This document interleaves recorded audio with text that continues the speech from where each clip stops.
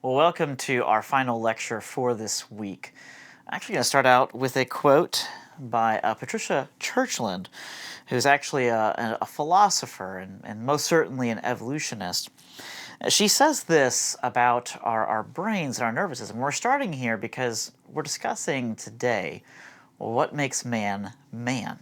She says this. She says, boiled down to the essentials, a nervous system, our brain and so forth, enables the organism, enables us to succeed in feeding, fleeing, fighting, and reproducing. The principal chore of a nervous system is to get the body parts where they should be in order the organism should survive. She goes on to say that truth, whatever that is, definitely takes the hindmost. In other words, if we're to approach who we are from a strictly materialist or evolutionary perspective, we end up with this issue of why is man so distinct? Or in other words, to use Francis Schaeffer's term, why is man mannish? Why is he so different from all of the animals and all the creatures as we actually know them? We'll take a look at a few categories of this, starting out with morality. The philosopher Mitch Stokes, from whose book I was just quoting, says that if naturalism is true, if evolution is true, if we were just created by biological forces essentially, then we should have a moral nihilism, meaning that we really shouldn't have a true morality. We really shouldn't even really care about morality. The Russian writer Dostoevsky said, if God does not exist, then everything is permissible. Mitch Stokes says, naturalism does not tell us how we ought to live or how we ought to behave. And in fact, if you read the evolutionists about morality, you come up with very similar issues. Richard Dawkins argued that biology and our genes are really a terrible prescription for morality. So he argued that we should try to teach things like generosity or things like altruism simply because we can, so that we can outsmart our own genes. Of course, it begs the question, why would we want to, if we are just the product of biological and genetic forces? Harvard professor Mark Hauser, another evolutionist, argues that our morality somehow evolved by experiences with other people, that we essentially kind of just figured out what works. Actually, it's a very common position. Jerry Coyne, another atheist and evolutionist, argues that evolution can't tell us what to do. It can't tell us how we should behave. Or we get characters like Sam Harris, for example, who argues that, yes, science can actually tell you morality. You basically just run things like a science experiment. You figure out whatever causes well-being, and that's what you want to pursue. Whatever causes harm, that's what you don't want to pursue. That, of course, is a very simplistic idea, a way of looking at it. It also doesn't explain why we do what we actually want to do. Probably a more honest philosopher is the atheist Peter Singer, who says, I need facts to make a sensible decision, but no amount of facts can make up my mind for me. Hence, no amount of facts can compel me to accept any value or any conclusion about what I ought to do. He says we do not find our ethical premises in our biological nature or under cabbages either. We simply choose them.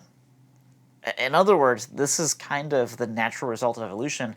We simply choose our own morality. This is where someone like C.S. Lewis and his work Mere Christianity is extremely helpful, because it's there that Lewis is able to help us see that we all have a sense of right from wrong, even when we fight about something, even when we make excuses, when we feel guilty about something and so forth. It reveals that there is some kind of a standard.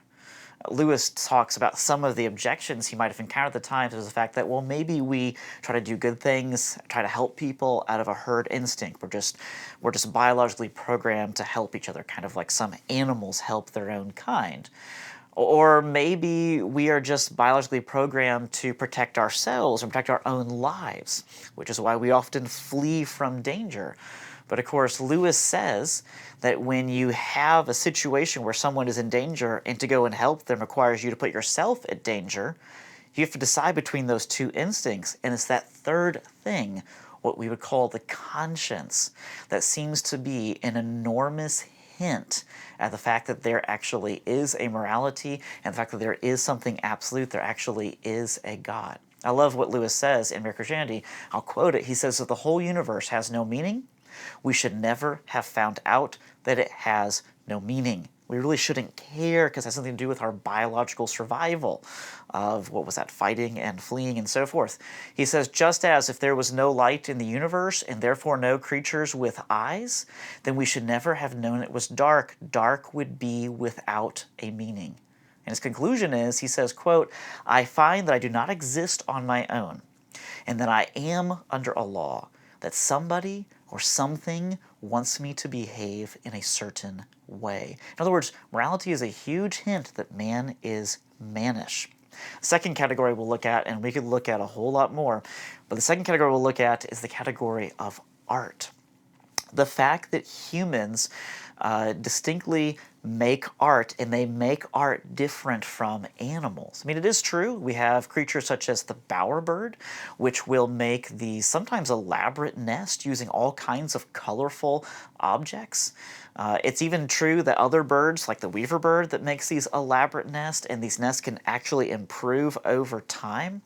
One thing to note is that these behaviors are innate, and they only are to that species, and they're only for pragmatic reasons, meaning they're only for the purpose of actually attracting a mate and reproducing the species.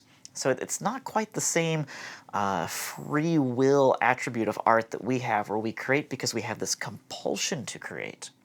Well, there are animal examples. One of the most famous is the chimpanzee Congo, who was at the London Zoo in the 1950s. This chimpanzee Congo made these abstract paintings, and whenever a painting was brought back to him, if he felt like painting more, he would do so. If he didn't, he would refuse to paint, but would always paint on a new canvas. It's probably the closest example we have to an animal just kind of wanting to create and so forth. But once again, the art was always fairly simplistic. It never really went anywhere. And keep in mind, if the animals are essentially kind of like helpers to mankind and part of our dominion, it would make sense that they reflect some of our traits. We also, of course, have the example of painting elephants, such as elephants in Thailand, for example, who have been witnessed as, or have people have witnessed them painting flowers or painting other elephants and things like that. I read an article by actually a friend of Richard Dawkins, Desmond Morris, in the Daily Mail from 2009, where he actually went to Thailand and actually investigated this to see if they really do create art. And what he discovered was they have trainers who have trained them to paint and who control the brushstrokes through various tugs on their ears. So it's not actual creation of art as we would describe it amongst humans. But of course, Chesterton can address this best in his book, The Everlasting Man. Let me read to you the section about bird's nest and how that relates to art and how it's different than man's art. Chesterton writes, he says, the very fact that a bird can get as far as building a nest and cannot get any farther, in art that is, proves he has not a mind as a man has a mind. It proves it more completely than if he built nothing at all. If he built nothing at all, he might possibly be a philosopher, indifferent to all but the mind within. But when he builds as he builds, and is satisfied and sings aloud with satisfaction, then we know there really is an invisible veil like a pane of glass between him and us. But let's just suppose that some abstract onlooker saw one of the birds begin to build as men build. Suppose, in an incredibly short space of time, there were 7 different styles of architecture for one style of nest. Suppose the bird carefully selected forked twigs and pointed leaves to express the piercing piety of Gothic architecture, but turned to broad foliage and black mud when he sought in a darker mood to call up the heavy columns of Baal and Ashtaroth from antiquity. Or suppose the bird made little clay statues of other birds who were celebrated in letters or politics, and stuck them up in front of the nest. Suppose that one bird out of 1,000 birds began to do one of the 1,000 things that man has already done, even in the morning of the world. In other words, suppose a bird actually did those things. It's kind of ridiculous. That's Chesterton's whole point. He says that something, if it appeared, would be the appearance of a mind with a new dimension of depth. It would be a mind like that of man. In other words, the fact that we create art that we do, the fact that we create music like we do, the fact that we find things beautiful, and as Carl Sagan pointed out, they actually cause some kind of internal response to us, all of those things are hints at our mannishness. It's also Chesterton, by the way, who pointed out that we are the only creature that laughs because something is funny. We can also take a look at how man is mannish by the fact that we have a conscience, by the fact that we have consciousness and we have reason. In fact, paleoanthropologists, those people that study those early fossils of humans, something we'll talk about later, they're often trying to figure out, okay, when did consciousness actually develop? Because they reject Genesis as kind of just an assumption right from the beginning. But we have this issue, the fact that we have reason that even contemplates its existence, especially evolution, but there's no biological or evolutionary explanation for why we should care. Charles Darwin himself said that facts compel me to conclude that my brain was never formed for much thinking.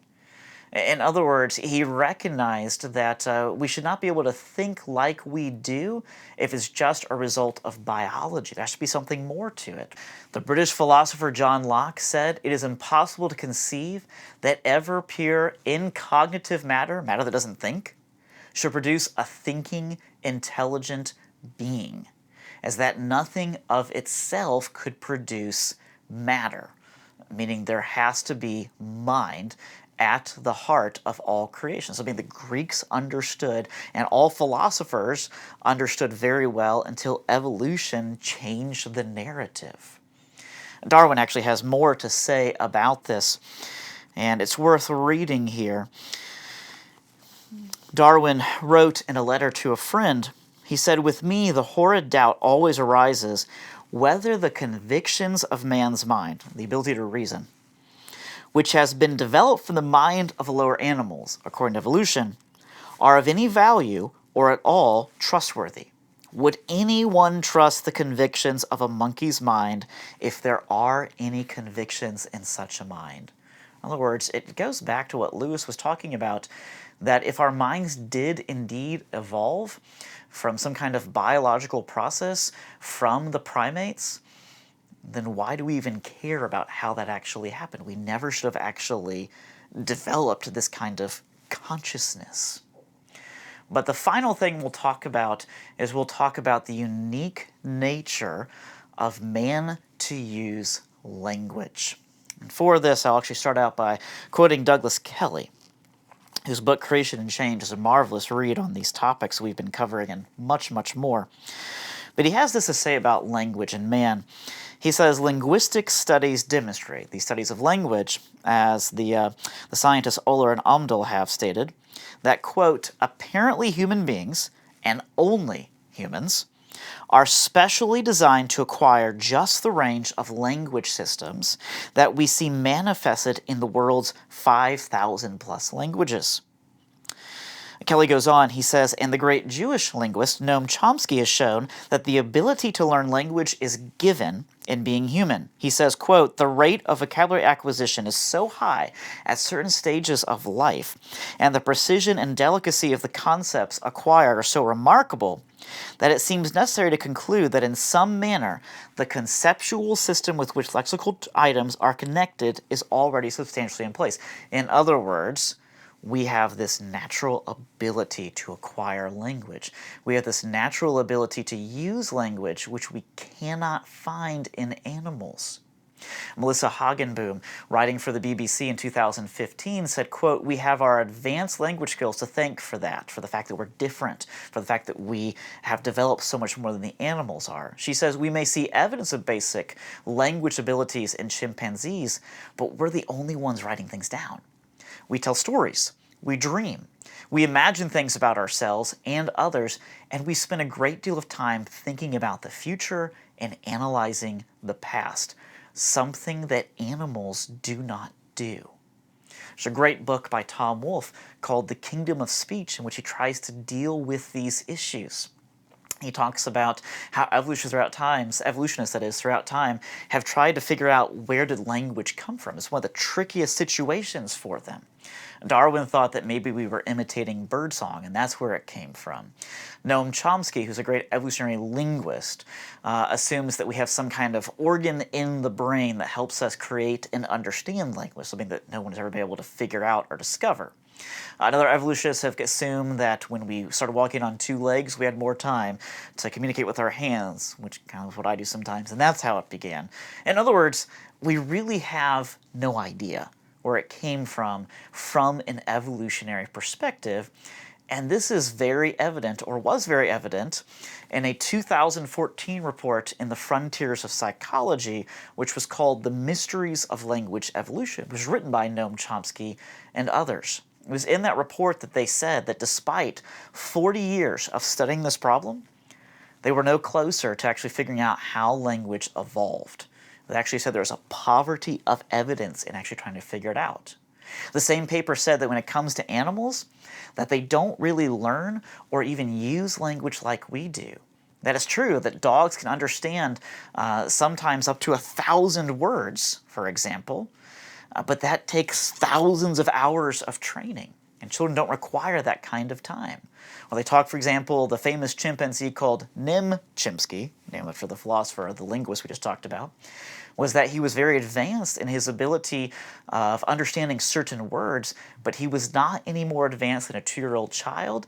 He didn't create words, he didn't interpret words, he didn't use words in new ways, he didn't use syntax, meaning he didn't really pay attention to word order. All of these things that we actually do. The same paper recognized that we already have fully developed language abilities very early on, whereas animals develop them very early on as well, but they're kind of complete. They don't continue to develop them as we actually do. The paper also recognized that we have not found any precursors to the earliest form of writing, which is cuneiform, which is a highly complex system. Their conclusion was that surely we must be able to find an evolution of language. The only way to do it is hopefully we'll find some early precursor to cuneiform, something more than just, say, the cylinder seals. We'll talk about that later too. Or perhaps we'll be able to develop technology to actually read animals' thoughts and kind of see how that works. In other words, they have no idea. Or we could put it this way. And what all of these things are showing us is that man, being mannish, being imago Dei, made in God's image, has certain traits that separate us from the animals and allow us to build the culture and the civilization that we see today that is built upon the culture and civilizations of the past, which we'll be studying this year.